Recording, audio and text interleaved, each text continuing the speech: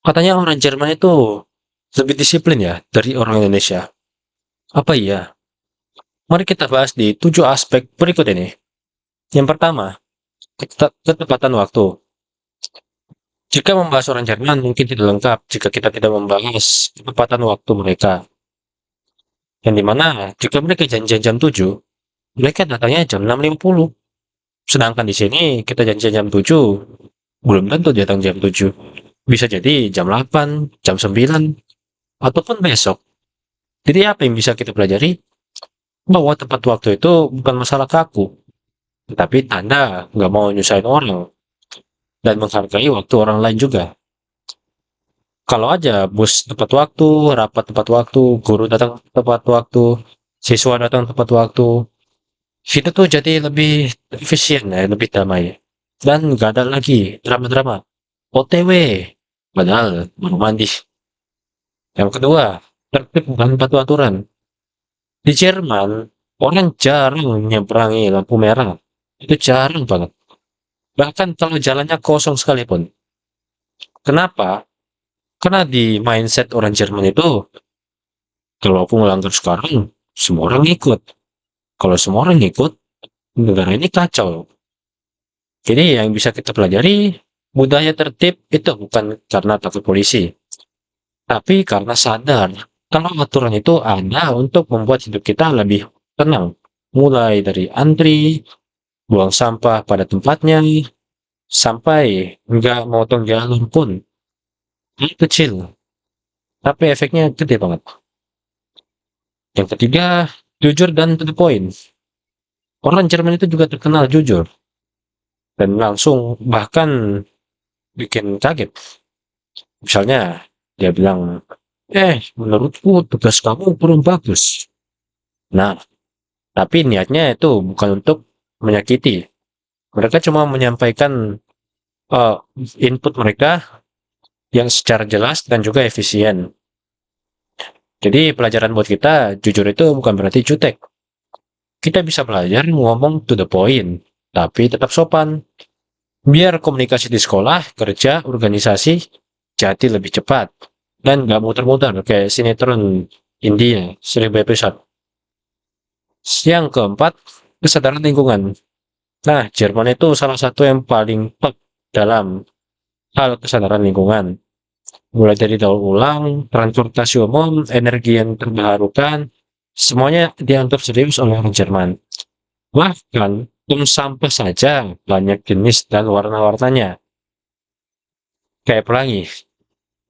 Pelajaran untuk Indonesia, di sini kita mempunyai alam yang sangat-sangat indah, sangat-sangat cantik. Akan sangat sayang sekali kalau dirusak gara-gara kebiasaan-kebiasaan kecil yang buruk. Seperti membuang sampah di sungai, buang puntung rokok di jalan, dan lain-lain.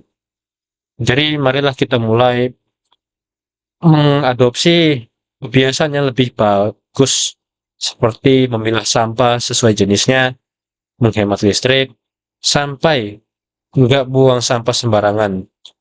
Kecil, iya, tapi impact-nya gede.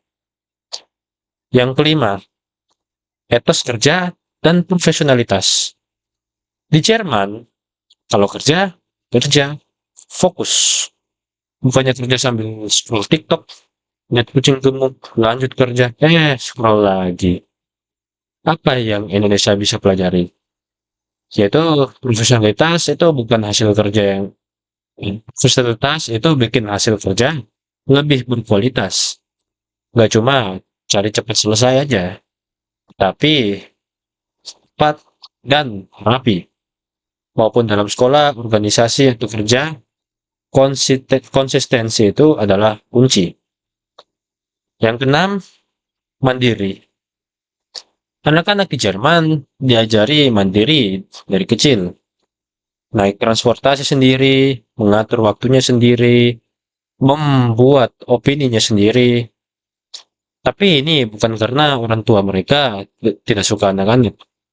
Justru ini untuk menyiapkan anak-anak mereka untuk di masa depan nanti.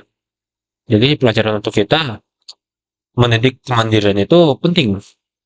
biar nggak semuanya serba dibantu oleh orang tua. Anak yang mandiri, lebih berani, lebih percaya diri, dan lebih siap menantang dunia. Yang ketujuh, sikap anti diskriminasi. Jerman juga punya sejarah yang kelam ya, seperti yang kita tahu, yang dimana Jerman menjadi salah satu peran utama di Perang Dunia Kedua. Tetapi justru itu yang bikin mereka sekarang serius soal toleransi.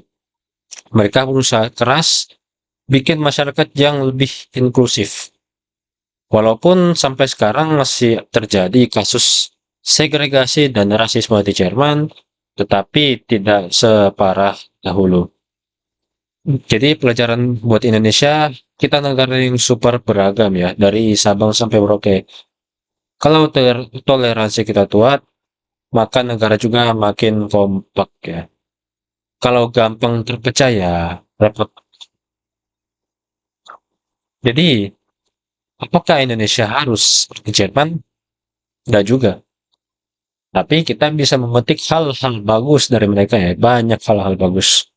Dan menyesuaikan dengan karakter kita sendiri. Karena pada akhirnya negara itu bukan maju karena kaya, tapi karena warganya punya budaya yang kuat dan saling percaya. Sekian dari saya, sampai jumpa di lain waktu.